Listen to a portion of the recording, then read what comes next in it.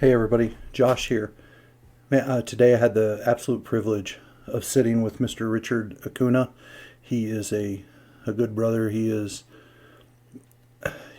a man of faith, a man of conviction, and we had a conversation about prison ministry mostly and his experience in that. He's been in that for a very long time, and I really appreciated the chance that I got to get to know him a little bit better. You know, I've known him for a long time, but there's plenty of things that I didn't know. That's one of the things about doing a podcast is you get to really connect and learn about so many people, and I hope that you enjoy getting to know him a little bit too.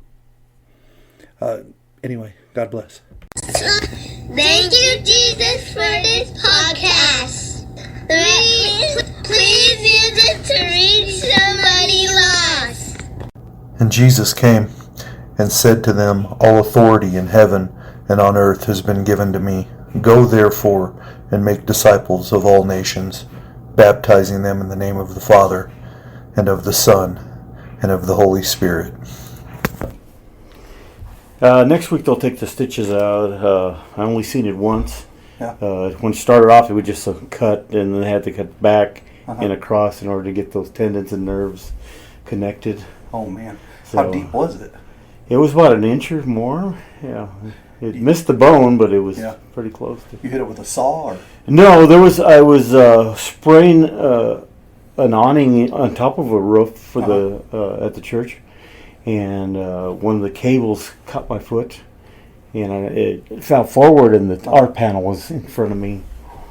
Man, I know that picture you sent. That thing hurt just looking at it. Yeah, so now it's got a little bit more, and so I'm glad that they put a brace on this. Mm-hmm. You know, because I was taking it on and off and on and off, and or just put some gauze pads, which is not real protection. Yeah, no kidding. I leaned on a roof while I had it, and it broke a stitch. So.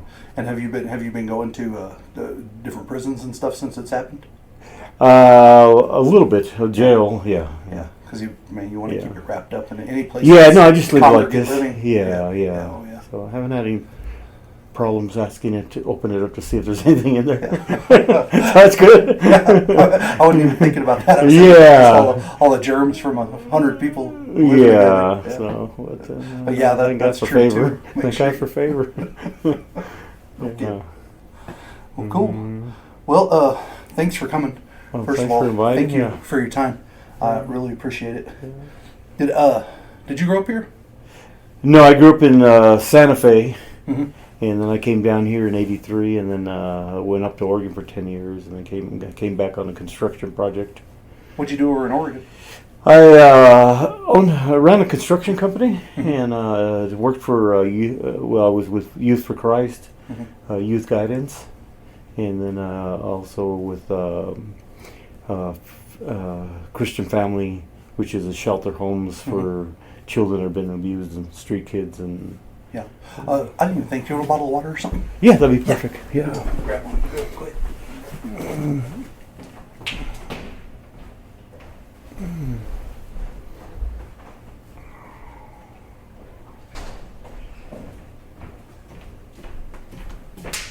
Here you go. Thank you. Yeah, no problem. So, whenever you were in Santa Fe as a kid, did you do construction there too? The guy that owned our house we rented, he was a doctor, and he had several rentals, so he would let me at the age of probably 7 or 8 tag along with him, and he'd let me show me how to do things. And it just stuck. Huh? Not knowing that was going to lead to a lifetime career. What did you want to do? I had no vision of anything, you know. Grew up, mom and dad. Mom had a 40-year heroin addiction, and my dad left when I was 1, and had a stepdad, but he was always in prison, and everybody was broken. Oh, yeah. Yeah. So, was church a part of y'all's lives? I've got a couple glimpses of it. They took me actually on a on a church bus to Glorieta to the Yeah. Baptist camp. Didn't even know what it was. Yeah. I didn't know. I just, I don't recall a whole lot. I remember getting on the van and then the Salvation Army was in the kind of the barrio area of where the projects were, and so they were kind of a unique place because it was that's where the broken were. Yeah. Oh yeah. Boys Club, Salvation Army, and then the streets. And your folks, did they take you to that, or is that just somebody? No, they would just open the door and for the community and I see. offer an outreach. Kind of what they do, Salvation Army. Anyways, they reach out to the homeless, the broken, and the needy. When did church become a regular thing for you? It wasn't until I was when I was a kid, I ended up going to Springer. Foster home to foster home, just because the state took me away from my mom. I know family members try to watch after us, but sure, the running the streets, getting in trouble. Yeah. And ended up going to Springer at 14 till about 16, and then going to getting in trouble when I was 18, and having to go to prison in Oregon, and then I had to come back to New Mexico because I got in trouble in New Mexico before I went to Oregon. Oh, so you got extradited? Extradited, yeah. So, but I became a believer as soon as I got there. I met a mentor who introduced me to Christ. You became a believer in Oregon or in New Mexico prison? It started in New Mexico, but then the foundation was laid in Oregon. I see. Yeah. What was that like? Can you tell me about when you were saved? Yeah, I had because before it was kind of like just calling out to God. If you can do anything with my life, I don't even know if I asked Him to forgive me. I just kind of like throwing an anchor out, hoping it would hit somebody. Right. Yeah. So I went to Oregon, and there was a volunteer that came into the county jail from. He was in charge of a man's Bible college.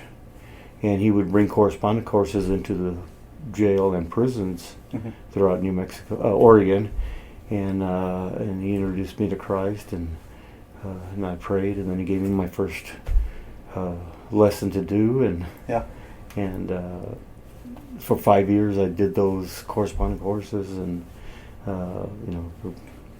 ended up getting my GED in prison, and then getting a trade too.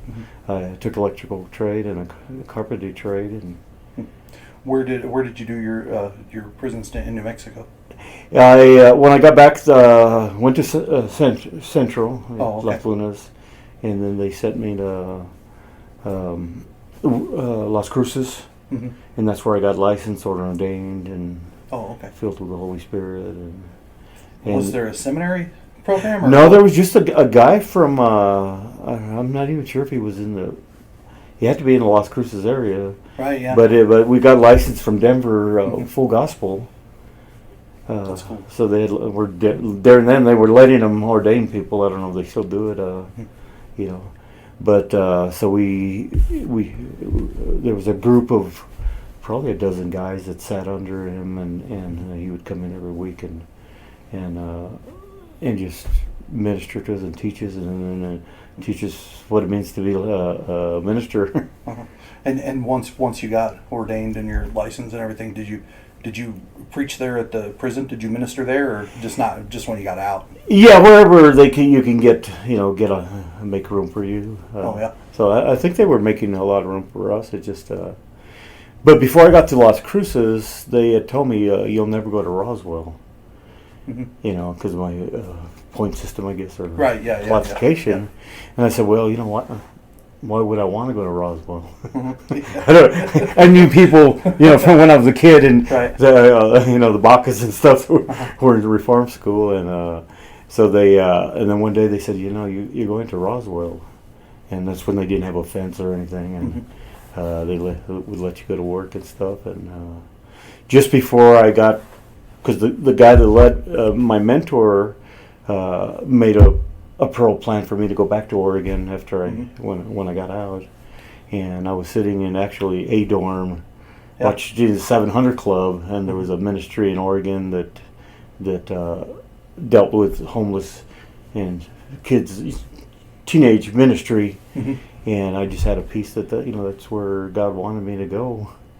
And so I got there, got settled in, got a church. Found his church. He already had a church.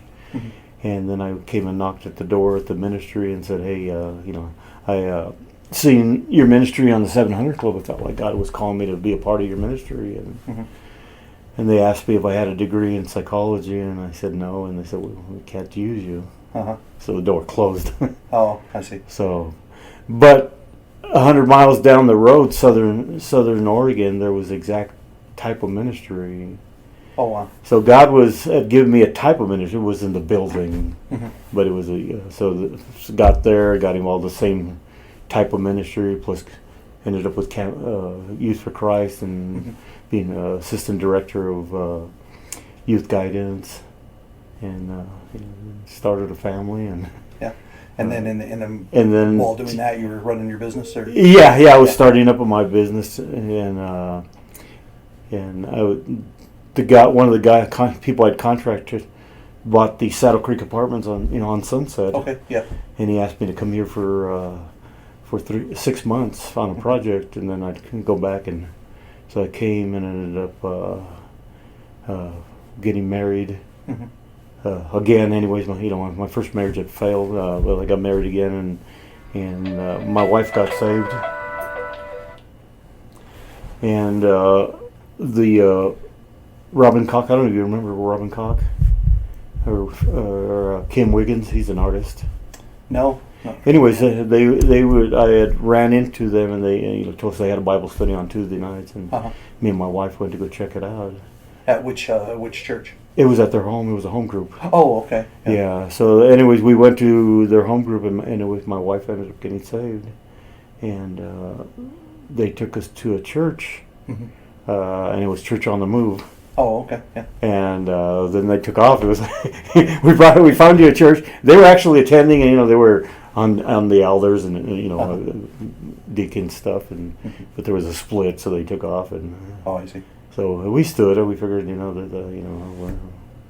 we don't need to bounce. Right. What year was that, more or less? That was 97. 97. So you've been a part of that church since 1997, and I started coming into RCC in 97. Yeah. Yeah. You only needed a driver license, and they let you in, to see if you like it. And right. Did whenever you went back to Roswell, were any of the people who were employed there still from your time there? There was an old Spanish guy that he was probably there with you. He had retired probably about 5 years ago or something. Oh, maybe Del Placio? Yeah. He was there. Yeah. He lives down the street. Does he? I didn't know that. Oh, yeah. Convenient. Yeah, he's an Ackerman guy. And then there was another guy who goes to our church, and he was he still looks young, but he was there. And then he had retired from there. He was there while we were doing ministry there. In fact, I had went to his house about 3 or 4 years ago to fix a washer. Because he started fixing washers and dryers. Oh, cool. And he asked me why I had a passion for the prison ministry. I said, well, that's where I came out of. Yeah. He realized that you were there when I was there. Right. So he didn't remember. No, yeah, and his kids are about my kids' age too, so we raised our kids in the church there. That's cool. That's really good. So yeah. What about the inmates? Were there some there from your time, or they? I had. Over the years, I've run into people that had. There was one guy that actually got from Roswell that got ordained with us, who, just fell off the road.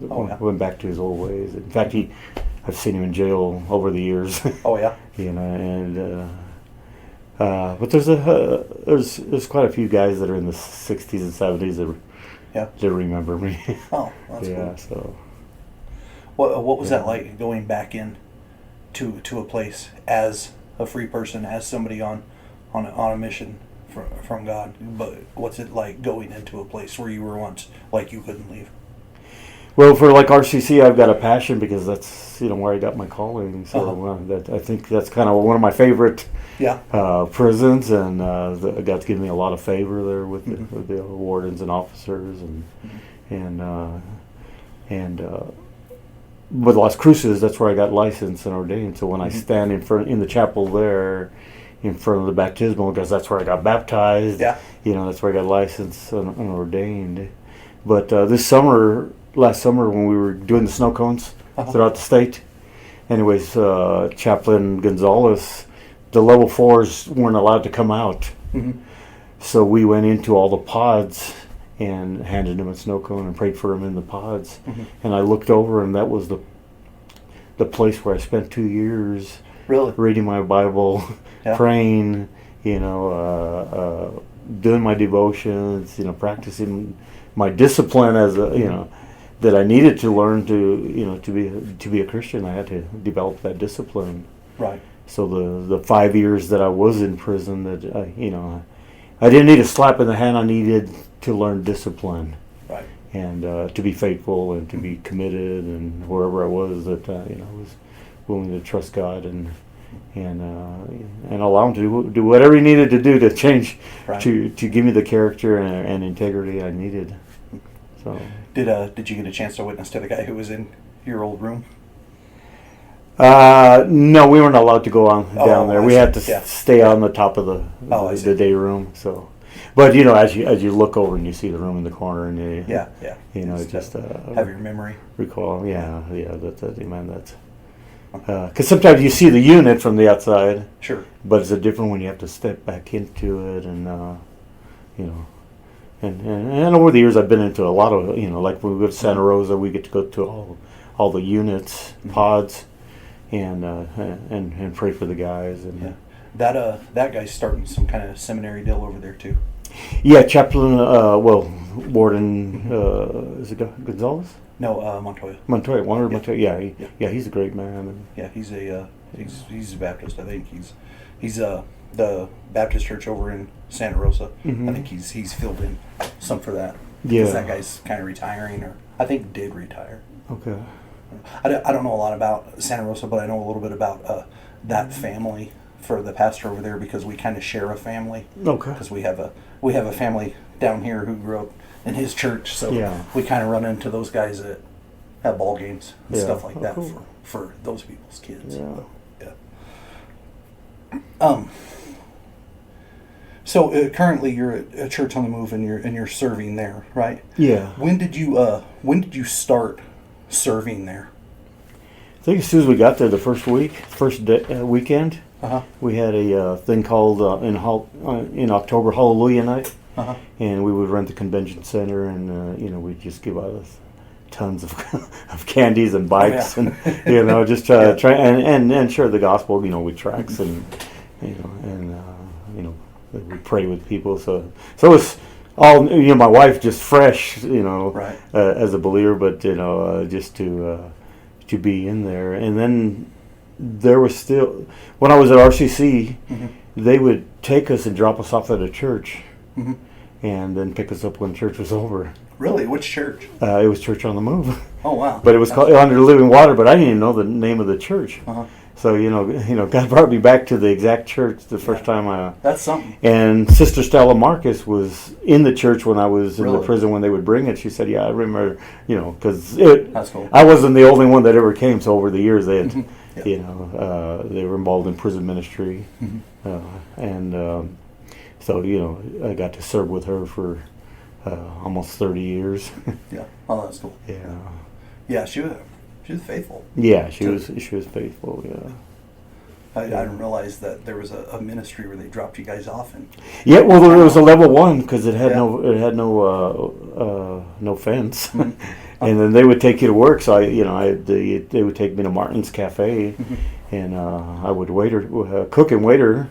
Yeah. But also I was at Price's truck stop. They would take me, and I would do maintenance. like a split shift, or? No. I started out Price's, and then they offered me another job somewhere else, so I took that. And the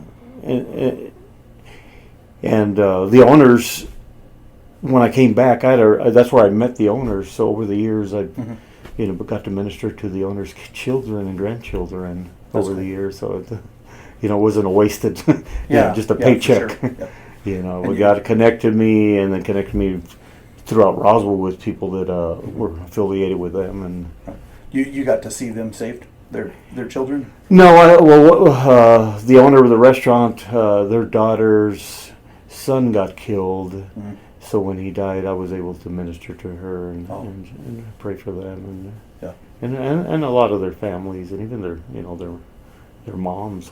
Yeah. I got to paint her house and Oh, yeah. minister That's to cool. her at her house. And That's cool. That's So- neat how everything kind of ties together. yeah, God Actually. connects it back together. Yeah. That's one of my hopes. I was just telling somebody the other day that one of my hopes is we'll just get a glimpse at what has touched what and what has Mhm. connected what. I mean, that's just a hope. I'm sure it's going to be way better than whatever hope I can come Yeah. up with in my head. But Yeah. I do hope we get to see a glimpse of that. What other jobs have you been called to in the ministry? Well, when I first started off, like I said, I got a burden for the youth ministry, and I did serve in the youth at the start. And then when we started Church on the Move, I'd serve anywhere, just to, if they need someone, I was willing to do it. Right. And but then we had our youth 180. So when the church helped build the building, laborally, we were out there, tying rebar and Right. pouring concrete and building walls and painting and whatever needed done to get get that the youth building. So I did that, and I drove the van for 5 years, picking up kids throughout Roswell and all the way to Dexter. I don't think McKinney Hagerman, but Oh yeah. and then finally our youth pastor released me to do the jail and prison. Mhm. I was doing a little bit, but I was trying to stay committed to Right. the youth, and so then 2005 we started the jail ministry, Mhm. and while I was there, I was coming out of there with Pastor Troy probably in 2008 or so, and he asked me, what my primary ministry was, and I told him, whatever you want me to do Right. Yeah. is my primary ministry, Yeah. and I submit unto you and whatever the church needs. Mhm. And he said, no, your primary ministry is the jail and the prison ministry. Mhm. And after that, it just kind of everything shifted. Statewide became, you didn't have to get licensed for every prison like you did before, Mhm. and you just get a state clearance, and then if there was an open door that you can go there. Mhm. So I started filling the calendars every Saturday with a different prison Yeah. throughout the state, and like Grants and Los Lunas is kind of a ways out. So, Mhm. but I got Santa Fe, got the level 6 on Yeah. one Saturday, and at Clayton and Springer and the farm, Mhm. and then Las Cruces has been on there for the first Saturday of every month, and then Santa Rosa have been there for 15 years. Yeah. In fact, over there, Miss Briggs, she was kind of like a Catholic chaplain, Mhm.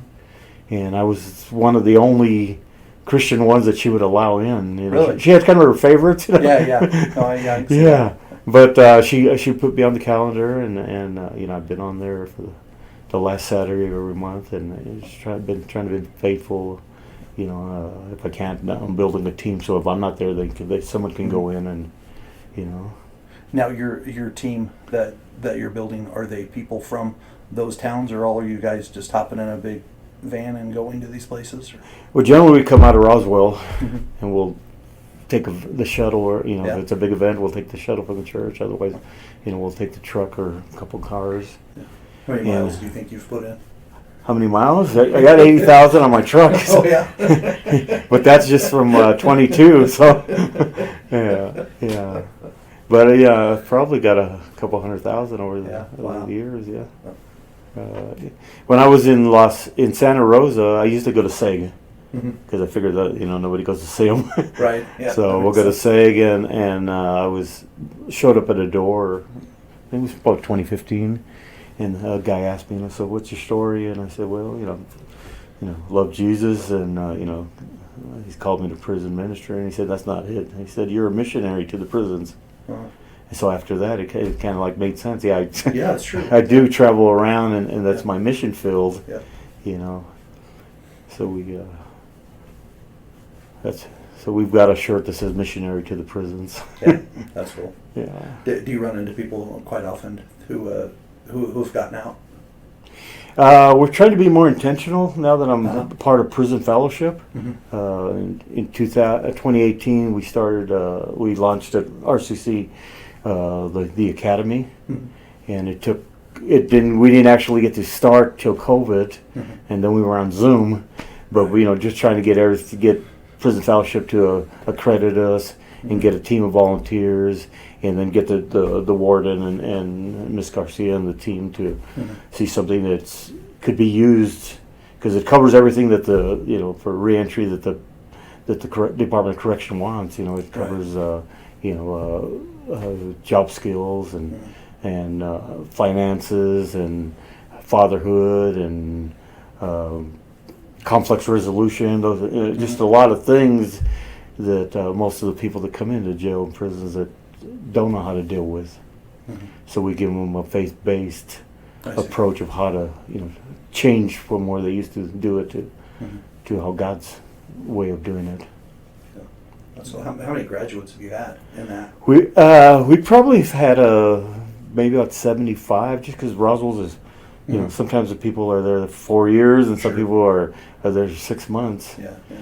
Yeah. So I think we probably had over 500 or 600 come through the program, but I think about 75, maybe 100 graduates. What is the qualification for somebody to take part in the academy? Is it just they need to be a believer, or you just take? Well, you don't have to have any faith, but it's a 1-year commitment to attend and sit in and participate in the program. And then you guys provide the curriculum. Yeah, we've got all the books, all the handouts, and we sit and go through each lesson, and they do homework where during the week they do all their lessons, and then we put it together at the end of the week, and we'll finish that chapter. Have you seen quite a few of those guys come to Jesus?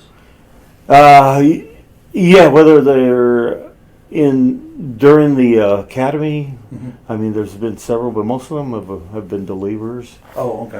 Or while we were there, they got saved in the chapel, or somebody had led them to the Lord. Yeah, that's cool. So, but it really stirs up a foundation of faith for them, rather than the traditional prison ministry is 3 songs, a sermon, and an altar call. Right. And probably churches like that too. Yeah. But that's how I've always seen it. So now it's actually, I'm taking you by the hand, and we're going to learn to follow Christ. And and what it is a mentorship.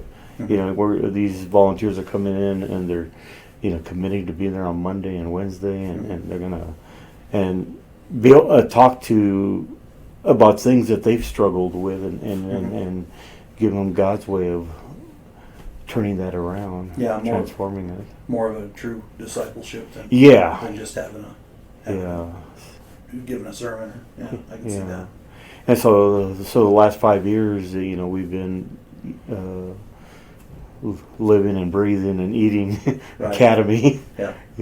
So it's ingrained in us, and it's a 1-year program, right? Yeah, some people have done it for 2 years. Because generally they'll graduate, then they'll jump in as a mentor, and they'll sit and facilitate the group. And they can facilitate indefinitely, as long as they want to. We have had some that as soon as they graduate, they go to college, which is fine. They need that. They need that, or they take a job, or they get to go outside the gate and work or something. But we've had some that were, they would go to welding and they would leave at 1 and come back in so they can be part of academy. Yeah. And then, some of them would come, during the graduation, speak as alumni, and, what academy did for them. And but through that, through the reentry, we try to, have them get a hold of the church when they get out, and that way we can have communication. If they need a job, we can refer them to somewhere. If they're needing any counseling or anything, or if they're struggling, if they're getting ready to fall, if they call us, so we can pray for them. And then when we're at a prison, and in an area, if they live there, we'll stop and pray for them and take them to dinner and Yeah, there you go. love on them and Yeah, you yeah. know, so That's what we're supposed to do. We're supposed to be doing. yeah, We're supposed to be doing life together. Yeah. yeah. After. So, Yeah. but Do you guys are you guys intentional with follow up? Do you have a plan with those guys, or you wait for them to call you? well, we try to get the chaplain to before they leave. They'll give them the church number and, Oh, and okay. contacts if they or nowadays you can look at just Google Sure, it yeah. and you'll find it. Yeah. Had a guy that got out of Clayton last week, Mhm. and when I seen him at a Wings event, I told him when he gets to town, I'll help him find a job. Yeah. And we've got a program at the church when somebody gets out of a jail or prison, or even if they just on their just needing work, Mhm. we'll put them to work for 2 weeks for $600. Oh, okay. And then if they're a good worker, we'll offer them a position at the church. What kind of stuff do you have them doing? Just labor things, or? Yeah, they'll do janitorial, yard Oh, okay. work, whatever, anything we can find that for them to help fill in. There's so much going on at the church. Yeah. Oh, yeah. And Yeah, with it's our a big dream place. center that we're building, Mhm. it's we're putting away at that. Yeah. Can you tell us about that? What is the Dream Center? What's gonna go on there? Yeah, well, Dream Center, New Mexico. Pastor Troy had a passion for getting a transitional home. Mhm. And so for 2 or 3 years, we were looking at buildings, and some of them were really bad, and Yeah. we're going to cost $1 million just to try to clean up, and then it wasn't going to be work. Or if we looked at something, somebody would raise the price because the church wanted it. Yeah. So we the old Motel 6 on West Second. A doctor bought it, and he had a vision of wanting to do something like that, but he was renting it as a motel. So he gave us a tour of it, Uh-huh. and then gave us the building that was over $1 million. Oh, wow. 200 rooms plus banquet room and a bunch of space. Yeah. Wow. you know. The rooms. Are you keeping it at 200, or are you combining some for families, or? Well, we've got the first 20 rooms, 20 plus, are going to be for men coming out of prison, Mhm. and it's a 1-year discipleship. So they'll work there 3 months, and then they'll do the recovery class, and they'll do go to church, and then there'll be other programs in between it. After 3 months, they can get a job, but they got to be off work by 5 o'clock. So they can do the classes over there, and then but it's a 1-year commitment, Mhm. and then after a year they'll have money to rent a house, get a vehicle, and start their career wherever they're going. Yeah. Oh. So And do you guys help them with the job? Would you provide them a reference or something like that when they go apply places, or? yeah, we'll give them a reference or some leads. I mean, Oh, okay. the good thing about the size of our church, we have a lot of companies that are That makes represented sense. there. Yeah, yeah. And a lot of contractors. Mhm. So those will be the first on the list if we're Mhm. needing employees. They know they're going to be Mhm. there the next day. They're not going to get paid and disappear. Right. Once they get paid. But they'll the second 20 or 25 rooms are going to be for veterans that are displaced. Mhm. So they'll be able to, their program will be different than, they don't have to be on parole or, Mhm. but it's a 1 year for them to, try to get, Everybody in there will be Yeah. a 1-year commitment, Yeah. regardless of. yeah. Oh, okay. And then the back part is a 2-story. We're gonna demolish that area and build some buildings for women with children Mhm.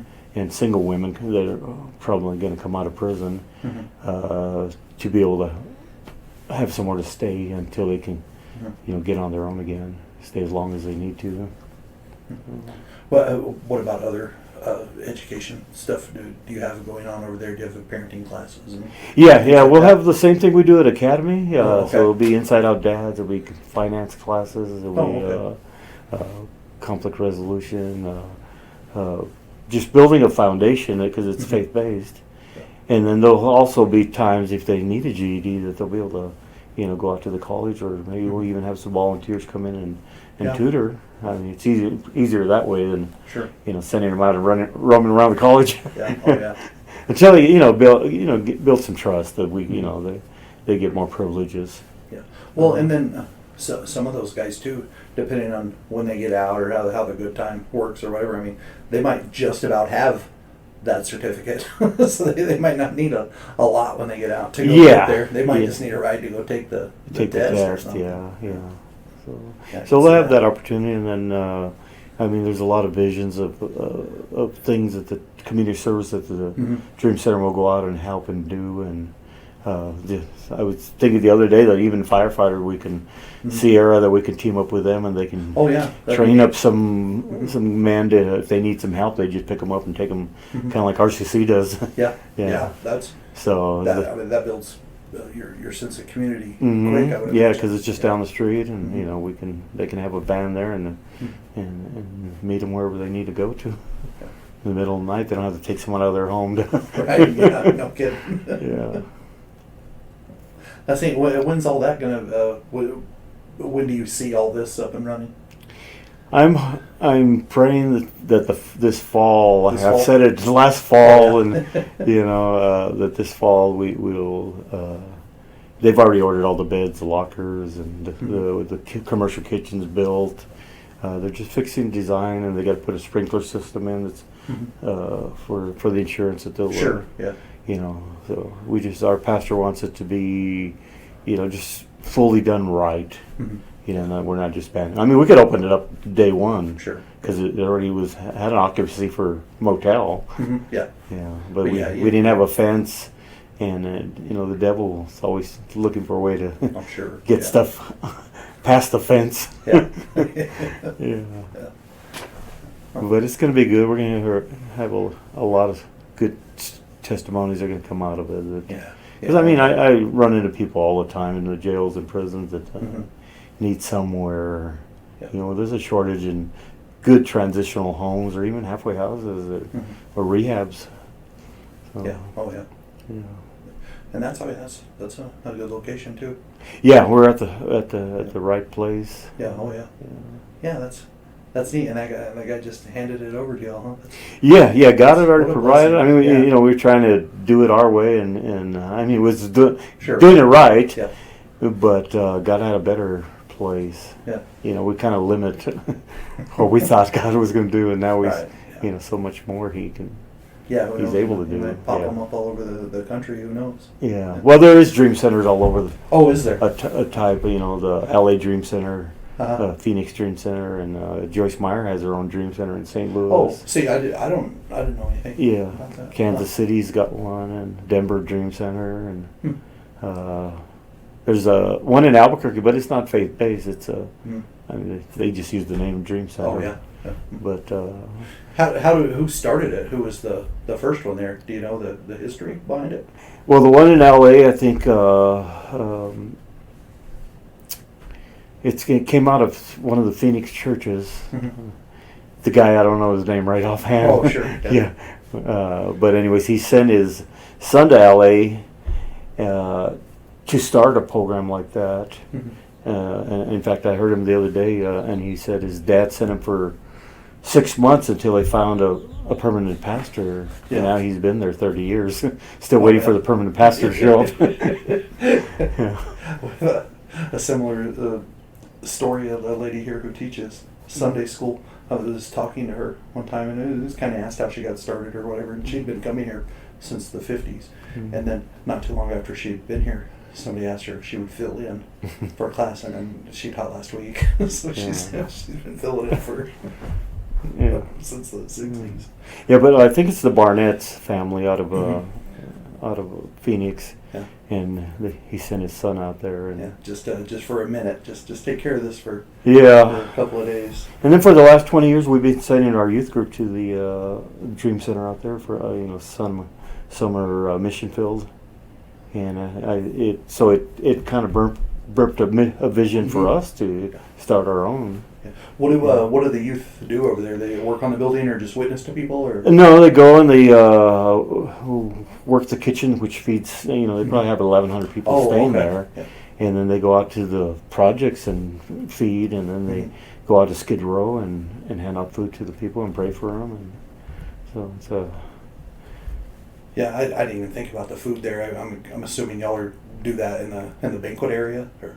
Well, the food's mainly going to be for the men that are and women that are going to be living there. Plus, if there's a marriage conference, they can have it in there. Oh, yeah, that makes sense. And do other stuff. But eventually, our pastor said, that Roswell's going to be a hub, that there's going to be semis coming out of the Dream Center. They're going to take food throughout the, kind of like Roadrunner. Oh, yeah. But Nice. even farther, he sees the vision. I didn't. Yeah. But he shares that, that's what he, it's not just going to be a transitional, but it's going to be, we're going to have guys coming out of prison with CDLs Right. that are going to be able to drive a truck and take food throughout the state and the communities, to make sure. Yeah, that's amazing. I've never been like a big picture guy, but it's neat to watch people who are and they understand how all of these things are going to work out and go together. But my part, I'm on the board of directors for it. But my part is going to be in recruitment because I'm in the prisons, throughout the weeks. Yeah. So I'm going to meet. I mean, you always have somebody to come around. Yeah. Anywhere I can roll to. But we want to concentrate on the guys that are doing academy in Grants and in Roswell, and we're hoping for every prison in New Mexico is going to have an academy, where they're not just raking rocks. yeah, doing something for towards the future.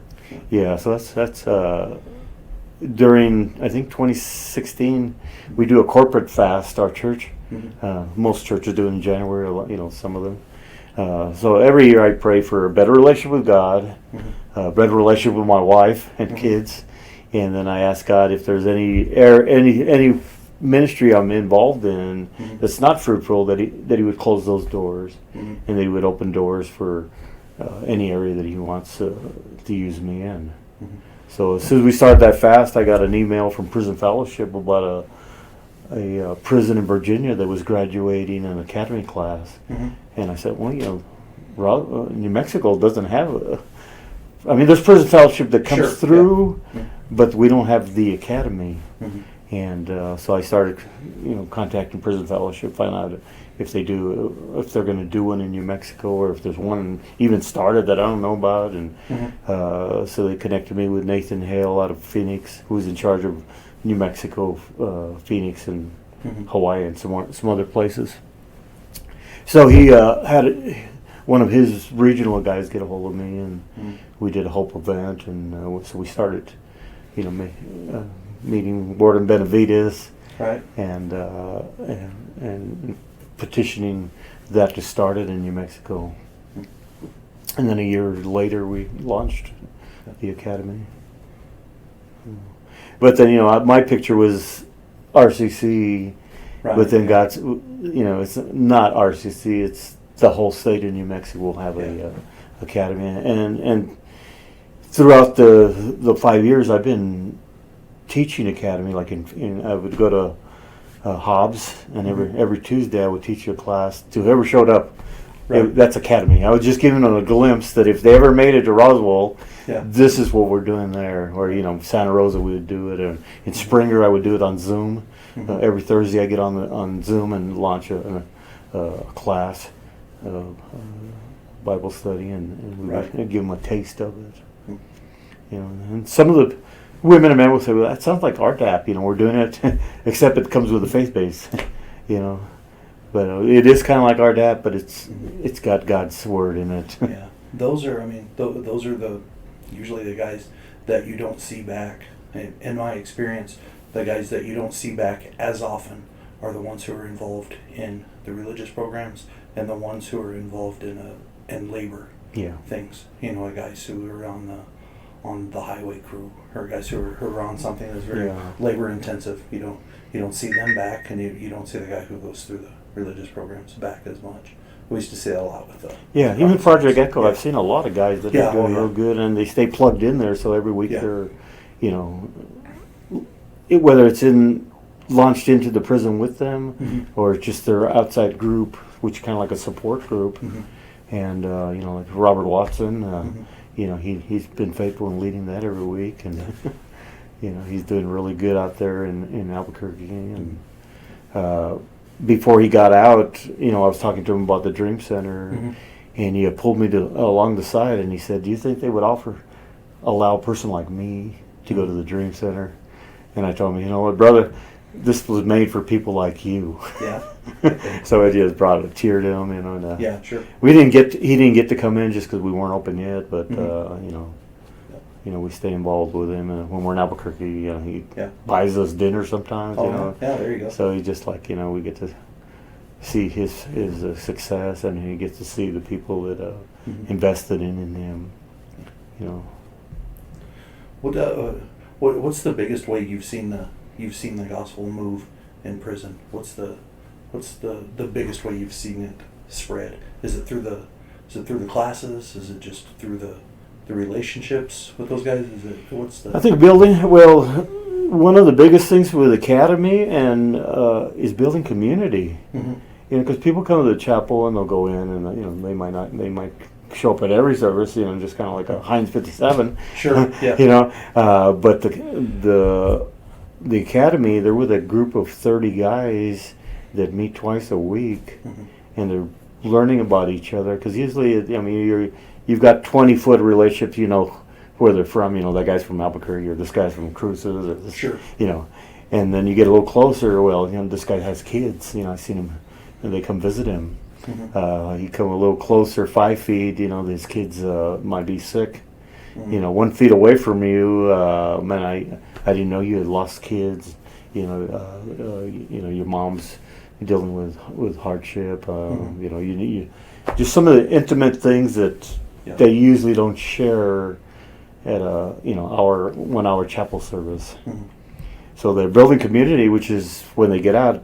This is the same thing you have to do when you get out. You find that same community, Mhm. except for not inside a prison. Sure. Yeah. You know, and you know, then they become a part of a church. You know, Mhm. one of our first things we got a three rule thing that we let the inmates know, or the men and women.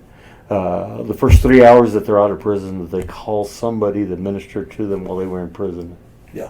The first 3 days that they're out, they're sitting in a church, hearing someone's a message and being part of a church. Mhm. The first 3 months that they're a member of that church, serving in that church, and you know, owning it for themselves. Yeah. And if they do those first three things, Uh-huh. they're going to succeed. And how'd you come up with that?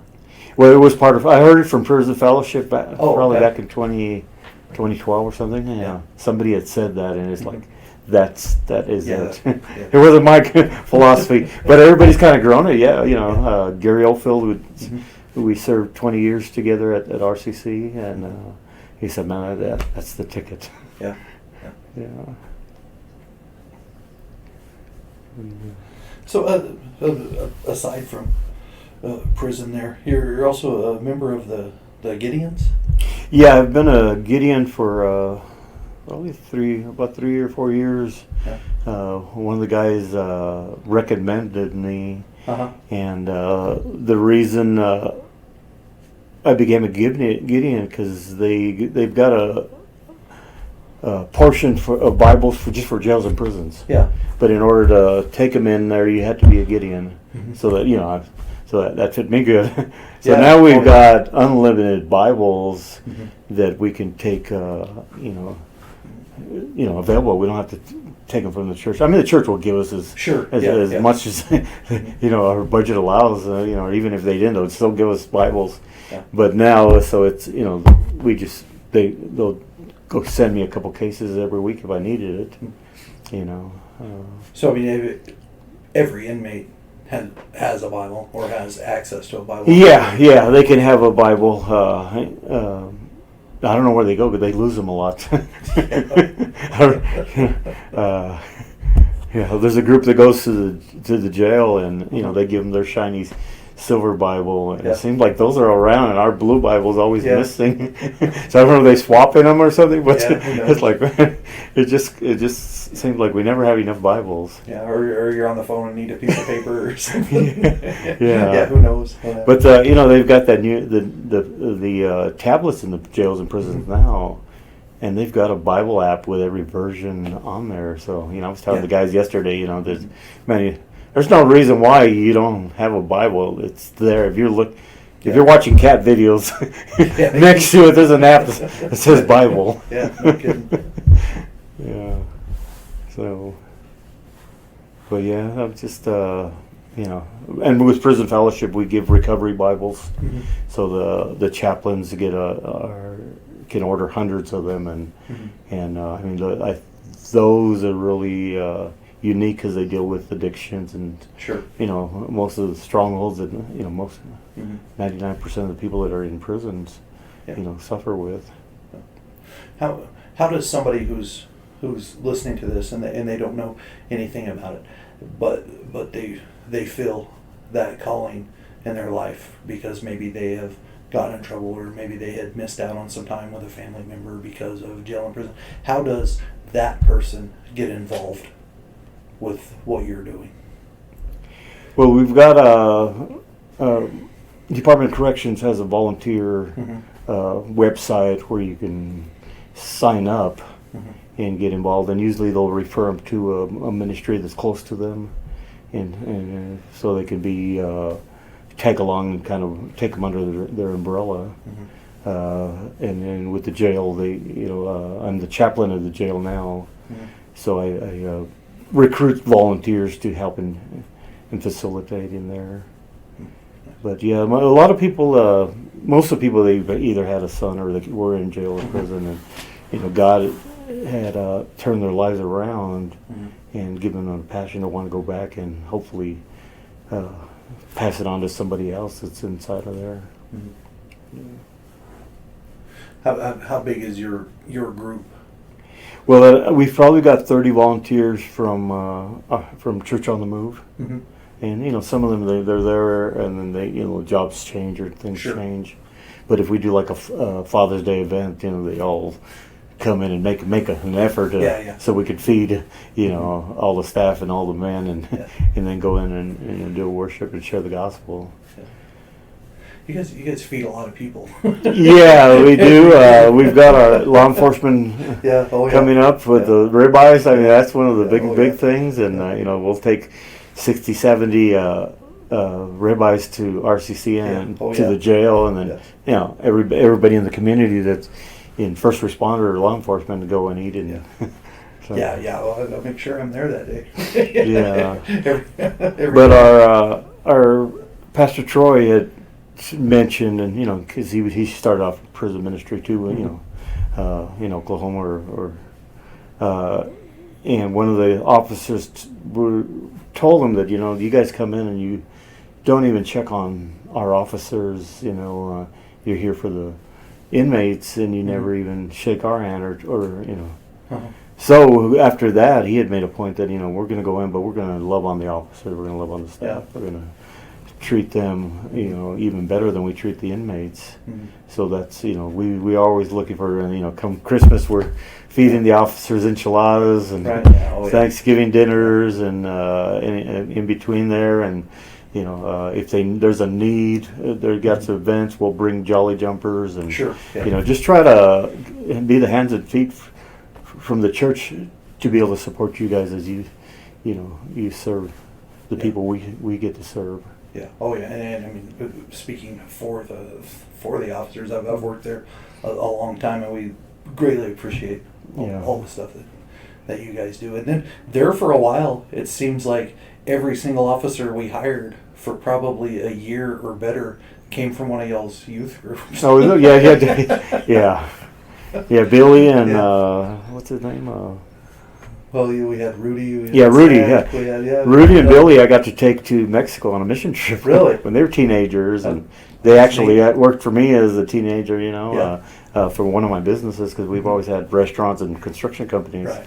Yeah. So we'd, we knew them since they were kids, and have, they look up to us, and we look up to them as leaders, and Yeah, they're good guys. yeah, and I mean with Rudy being in the parole office, Mm-hmm. it gives us favor because these guys are coming out of prison, and if there's a man or a woman that can't find a job, they'll call the church, and we'll help them find a job. Yeah, nice. So and now with the Dream Center, they're going to oversee the Dream Center. So we've got a relationship with them that if somebody needs a little favor, Right. they're going to allow the grace. But if they're messing up, they're messing up. Yeah. If you're, But I think it's if you're going doing wrong, to you're doing wrong. we're going to have less people getting violated.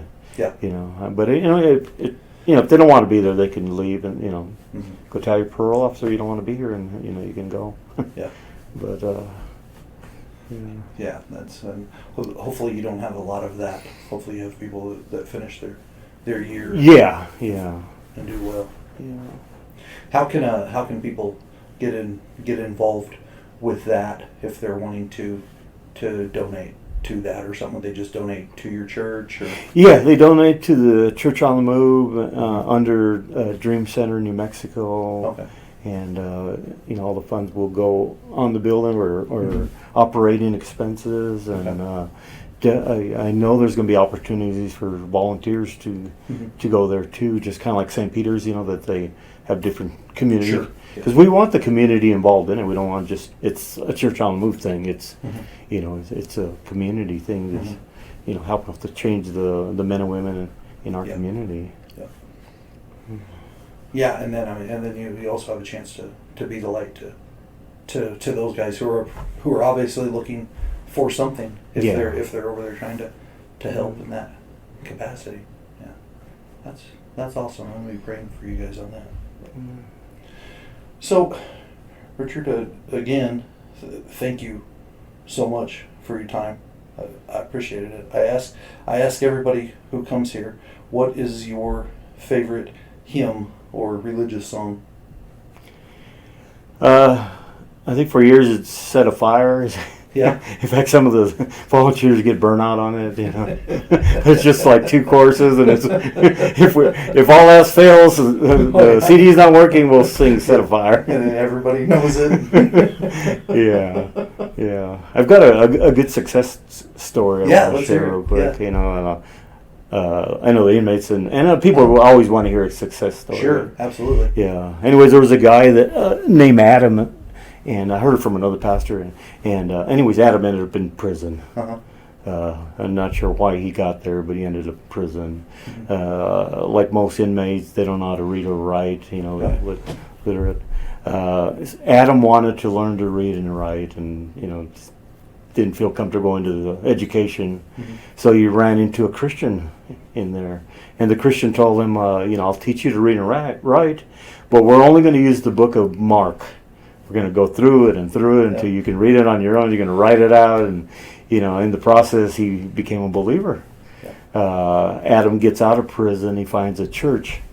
Anyways, while he was in the church, trying to be faithful, come in, and he probably attended chapel in the prison too. Because once you got saved, your life changes. So, anyways, while he was there, there was a family in the church that found out that Adam had been in prison. So they brought it up to the pastor and said, hey, Adam's been in prison, and Adam needs to go, or we're going to go, and we're going to take some families with us. And the pastor told him, well, we made this church for people like Adam and you. But if you need to go, then that's up to you. But I'm not going to kick Adam out of here. I mean, he's trying to build community and be faithful here. So that family ended up leaving, and time went on, and another couple approached the pastor and said, hey, those family left, and we're going to leave unless Adam leaves. So the pastor said, well, we're going to have a family meeting, and we're going to discuss this. So Sunday night they got together, and the pastor brings Adam up to the pulpit, and Adam was, dragging himself up there, thinking, "Man, you could have told me in the hallway. You didn't have to embarrass me and bring me all the way up here just to kick me out of here." Yeah. That's what he was thinking. And anyways, he went up and he addressed the church, and he said, Adam's. A lot of you are aware that Adam had been in prison, and he's been faithfully coming here. And I'm going to give Adam a set of keys, and he's going to open the door of the church in the morning, and he'll close it when we're done. He'll come and clean the church. He'll cut the grass. He'll do whatever he can. Adam's needed a job, and we're going to provide a job for him. And Adam looks at the key, and he says, "I've never had a key to anything in my life. It's the first time anybody entrusted me with anything, and you're giving me this key." Anyways, over the years went by, Adam became the senior pastor of that church. Is that right? And he's running that church now, and but that was a good success story that I get to share. And that is awesome. Yeah. And I'm sure there's 100 more. Oh yeah. Well, I know pastors. That that came out of prisons and. That is awesome. Another thing I asked everybody on here: what's your favorite verse or passage or even? Yeah, my verse is Romans 8:28.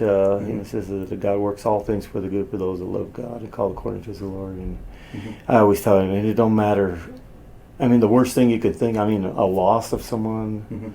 You're never going to see anything good out of that. We think, anyways. Right. But somewhere down the road, God's going to use it, and we're going to see some good. Sometimes it's like looking in the back rearview mirror.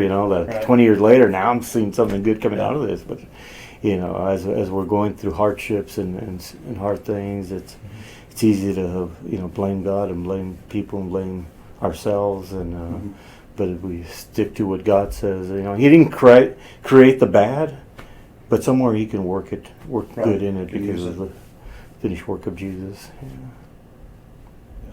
Yeah. Amen.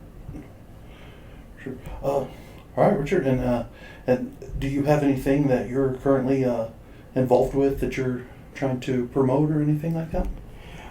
We've been teaming up with HTO up north, anyways, with Miss Sylvia. She's the general manager, and her son used to work at RCC. He was an officer. Who's that? I'm not sure his name. She told me the other day, and he's in the oil field. I guess there's more money out there. Oh yeah, I'm sure. Yeah. So he went out there. Yeah, they don't get free tea though. Yeah. So no. So when I told her, about the prison ministry, she said, "Well, I'm going to give you 8 gallons every month for RCC, and we get to go over there and we serve a cup with ice and tea and honor your staff." So.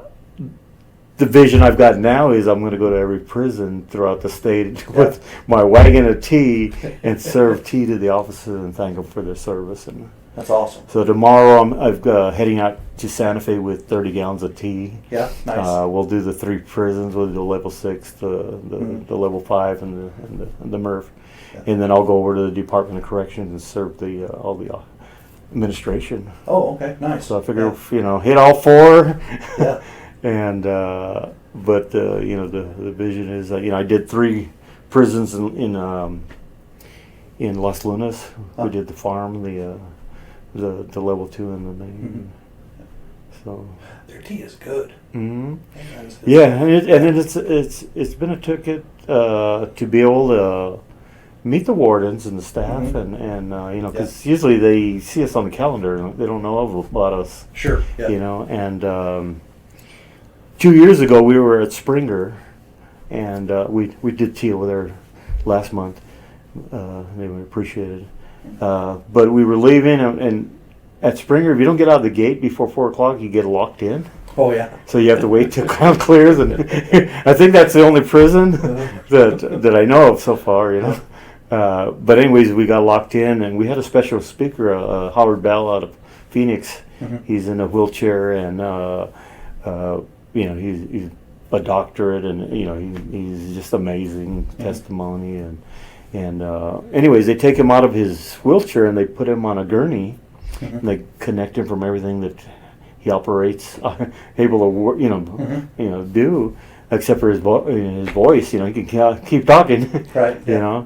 But he's like a ball of meat that he can't do anything, and that's what total yielding is. Yeah. To God, that's a picture of it, and that's his ministry called yielding. Yeah. And anyways, we were stuck, and he was speaking prophetic words over all the volunteers and chaplains and ministers that were in there. And he called me over, and he told me, "Hey, Richard, I've got a word for you." He said, "You need to find a predecessor because God's going to change something in you, and you need someone to do what you do." Uh-huh. And it was like, I like what I do. Yeah. I'm comfortable. I've got a calendar. I've got everything I need to do, and I really don't want to change. Right. Yeah. So I told our lead from Prison Fellowship, and he said, "Well, what do you think?" I said, "Well, I don't think he's, closing the door for prison ministry. It's just something new is going to get burped out of it." Yeah. Anyways, Dave Cowell that was doing the seminary program.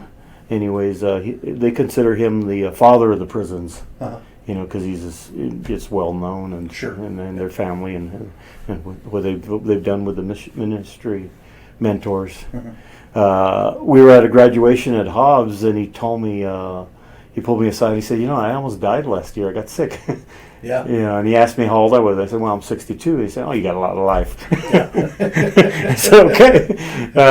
And he said, "We've got a Father's Day event in Las Lunas with 17 churches that we're going to participate together and create unity, Right. and serve the men there. And I want you to be there because I need to talk to you about something." So I ended up stopping in Santa Fe to drop off cookies for a Wings event, and I got there in the afternoon, so I missed the first one. He took off and left, and so we never really got to have that conversation. We've talked on the phone, but he never brought it up again. But somebody else, and also had a piece about it. He said he's like passing the baton out to you. Yeah. To take you take on the fatherhood for the prisons in New Mexico. Yeah. So that's I don't know if that's what it is, but that's kind of what I had a piece about it. Yeah. And through that, the last year, and through the events we've been doing, I've been meeting all the wardens, the case managers, the deputy wardens, and so I'm building this favor that and a lot of them are saying, if you whatever you want to do, you bring in the motorcycle, you bring in the watermelons, you bring in the kids, our blessings are upon it. So that's what I'm starting to see. Yeah. I can email Warden White and I want to do this. You got my blessings. Yeah. Central got my blessing. Down Las Cruces got the blessing. Yeah. RCC, I know we've got blessing. Just home. I sat with Miss ordered how to meal the other day, and she said, whatever you need, you got it. I said, and I don't take that lightly because I don't want to misplace trust. Sure. I want to do it well. Yeah. Whatever I want to do, I want to do it well. I mean, we're called to do it well as a believer. Oh yeah, 100%. Steward. Yeah. I mean, I could see you in that role that he has. I think you would be awesome at that. Yeah. But that does leave you having to find you a predecessor. Yeah, but I have been building a team of volunteers. Had a guy in Santa Fe. He works at Las Lunas Lab. It took 7 months to get him approved. Really? Yeah. They kept losing or he wasn't happens. getting the stuff, and so I would email him, text him, and I sent Everett and remind him again. And so he got approved last week. And I had never met the guy, besides, but we've been building a relationship. Sure. Yeah. He's going to Santa Fe to get his badge tomorrow. That's cool. And then I'm going to give him a tour of all the prisons as we take tea. So he'll get a crash course on there prison you go. ministry. Yeah. Nice. And but we've built relationships, and I've done the same thing throughout the state. There's churches that we connect with and volunteers. So if I'm putting an event on, I've got Legacy, New Beginnings, and other ones that we can team up. When we brought motorcycle in, we brought Bandito Christians, Yeah. and other Christians that other motorcycle clubs that are born again and are pastors, and to come in and do That this guy has together. a great testimony, huh? Was his name Mike? Yeah, Mike from Randall. Yeah. Yeah. That's good. Yeah, it was great hanging around with them, and Yeah, I bet. yeah, we got to go to a men's conference last year with them. Yeah. And shared a house, and just share each other's stories that we don't get. I mean, Sure, and then you Yeah. get to see some open road too with your brothers and Mhm. and have fellowship. How long have you been riding motorcycles? probably 20 years. 20 years. Yeah. My wife and I we had one for a while, but we ended up selling it off. And we had twin grandbabies because it's not conducive to Yeah. you have nowhere to set them. Yeah. But yeah, that was a good time. I would imagine you guys had a great time going around, going to the prison. And Yeah, we Showing the bikes we went to Santa Rosa, and the day we got there, they went on lockdown. Here we are with a pallet of watermelons and the motorcycles. They wouldn't let us bring the motorcycles in, but they let us take the watermelon in and go from pod to pod, and we'd play a song, and then they'd share their testimonies and stuff, and then we'd pray for the guys and do an altar call. And Now that guy was in Roswell. He was in RCC as well. Were y'all there similar times or not? no, he was there in 2010, I think. Michael okay. Finn. Yeah. Well, he was coming to the chapel when I was in there. Oh yeah. We probably didn't know him. Yeah, He was in orange and I was Yeah. in jeans. Yeah, I'd never thought we'd cross together, and But we text each other and send each other scriptures and pray for each other's children. That's cool. Yeah, I get a kick out of that because it comes in there. I guess I don't remember, but I guess he worked maintenance. So he he said he welded every stuff fence built. that because there was no gate, so he put them all up. So I get a kick out of that. So I don't know if I brag about that too much. Some of these people don't like it. Yeah. Well, we were at Central, and he gave his book out to one of the people, and he got to share a little bit of his testimony with him. Yeah, nice. He's cleared to come in, so he's probably safe. Yeah, no kidding. No, but he ministers all over Texas in the prisons. He's a really great guy. Yeah. His story, ends up there, and his kid's mom dies, and they're babies. Yeah. And he had to grieve and start his relationship with Jesus, in that brokenness. Yeah. And now he's a great father that his children are part of, and he gets to serve in the same business with them. Yeah, that's awesome. And he's a powerful testimony. And then the guys he brings too, they have good stories, good testimonies. Yeah. And he brought that one big monster. Mr. Randall, yeah. He's a big old guy. Yeah. Yeah, we shared a room up in at the Lubbock Men of Iron conference. Yeah, I don't think he fit on the bed. Oh yeah. But at least he didn't have to go in the basement or the couch. Right. Yeah. But give you a little privacy at least. Yeah. It's that movie. It was out. Oh, I can't even remember the name. Was it Hot Shots or something like that? Where that guy that had to take out the front seat so he could drive. It's like that reminds me of. Yeah. Got to cut a hole over in the top. Well, Richard, unless you have something else that you want to share or promote or anything like that, would you send us off in a word of prayer? Yeah.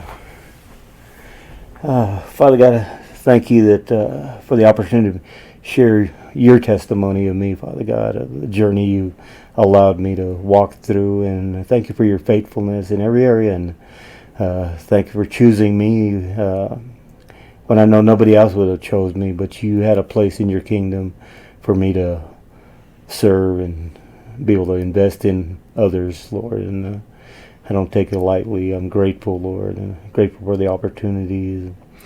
I thank you for Chaplain here, and thank you for this podcast, and please bless somebody and maybe even stir somebody else that's interested in prison ministry, because there's plenty of room in your kingdom There's so many people that are hurting, not just behind the walls and fences, but in our neighbors, in our communities, Lord. And we ask that you just get the glory for it. Thank you. In Jesus' name, amen. Amen.